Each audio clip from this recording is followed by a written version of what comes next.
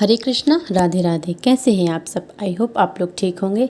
भोजन कैसे खाएं? भोजन करने के कई तरीके होते हैं। भोजन चलते फिरते, बैठकर या किसी भी अवस्था में रहकर खाया जा सकता है। और आज बढ़ते हुए समय की दौड़ धूप के चक्कर में व्यक्ति को एक केवल पैसे कमाने की भूख जो बढ़ती हुई देखी जा रही है, उसके अंतर में व्यक्ति के खाने की भूख दिन ब दिन कम होती जा रही है।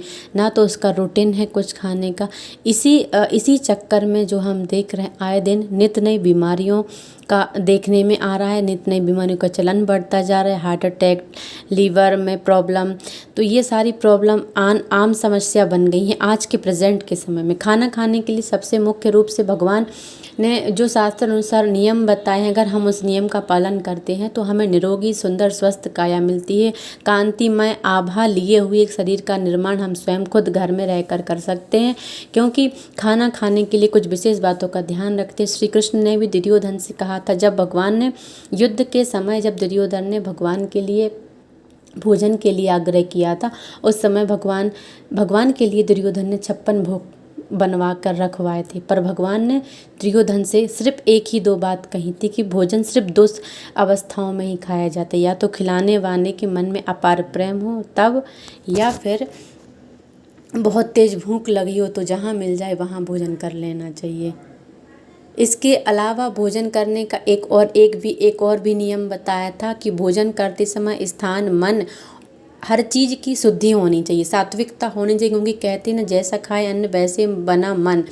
अन्न से ही मन का निर्माण होता है, बुद्धि विचारों का निर्माण होता है, और वही विचार कर्म में आकर हमारे भविष्य का निर्माण कर देते हैं। इसीलिए भोजन हमेशा सात्विक होना चाहिए, और बनाने वाले के मन में भी सात्विकता होना चाहिए। केवल दाल चावल सब्जी रोटी सात्विक भोजन नहीं होता।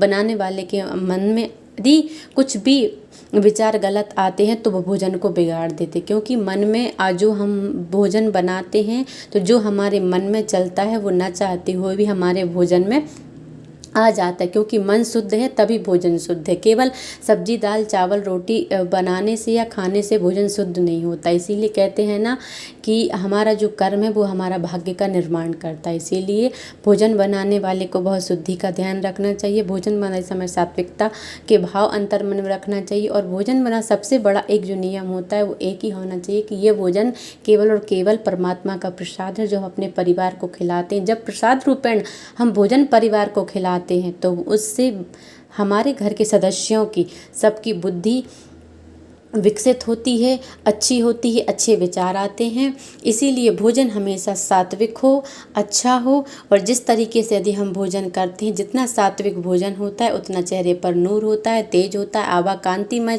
शरीर होता है। और सबसे बड़ी बात यह है कि अगर मन पवित्र है, विचार पवित्र है, भोजन पवित्र है, तो व्यक्ति का शरीर शुद्ध एवं पवित्र एवं सुंदर आभा लिए चेहरा होता है। इसीलिए इस बात का विशेष ध्यान रखा जाए।